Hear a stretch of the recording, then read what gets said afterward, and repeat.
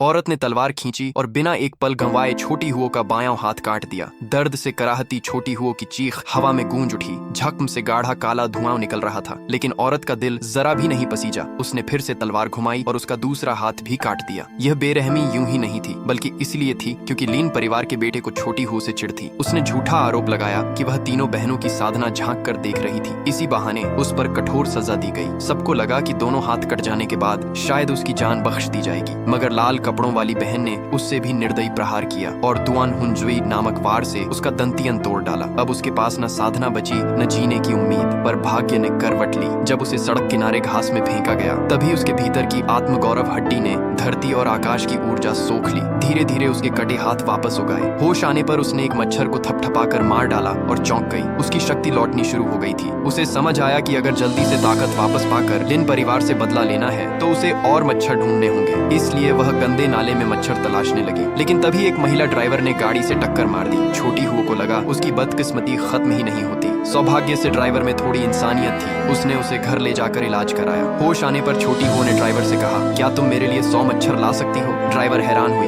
100 मच्छर क्यों चाहिए तुम्हें? तुम तो हिल भी नहीं सकती। छोटी हुओ ने झूठ बोलते हुए कहा कि वह बस लेटे लेटे मच्छर मसलना चाहती है। हैरत की बात यह थी कि ड्राइवर ने उसकी बात मान ली। थोड़ी देर में उसने न केवल मच्छर बुलवा दिए, बल्कि रजाई में काटने वाली चींटियां भी दिला दी। छोटी हुओ ने बिना समय गंवाए मच्छरों और चींटियों को मसलना शुरू किया। कुछ समय बाद उसने जांग जुन लिंग नाम की धुन बजाई और उसकी शक्ति लगभग पूरी तरह लौट आई। अब वह बिस्तर से उठ सकती थी और उंगलियों के इशारे से मच्छर गिरा सकती थी। शक्ति पाकर उसे लिन परिवार की याद आने लगी। उसने उन दिनों को याद किया जब उसे भूखा प्यासा रखा जाता था। अब उसे लगा कि सिर्फ मच्छर और चींटियां काफी नहीं है। अगर वह सैकड़ों मुर्गे मार डाले तो जल्दी महान गुरु बन सकती है। उसने ड्राइवर से फिर मदद मांगी और ड्राइवर ने उसके लिए पूरा पोल्ट्री फार्म खरीद लिया। वहाँ उसने 29 मुर्गे मार गिराए और तुरंत झोंकशी स्तर की शक्ति पाली। अब हाल ये था कि उसे चाकू की जरूरत ही नहीं। वह साधना की शक्ति से मुर्गों का सीधे बारबेक्यू कर सकती थी। कुछ ही समय में उसने 1000 मुर्गे मार डाले और उसकी शक्ति और बढ़ गई। अब वह दांशी स्तर तक पहुंच चुकी थी। इसी बीच लिन परिवार के भाई बहन जो उसे पहले पीटकर अभ्यास करते थे,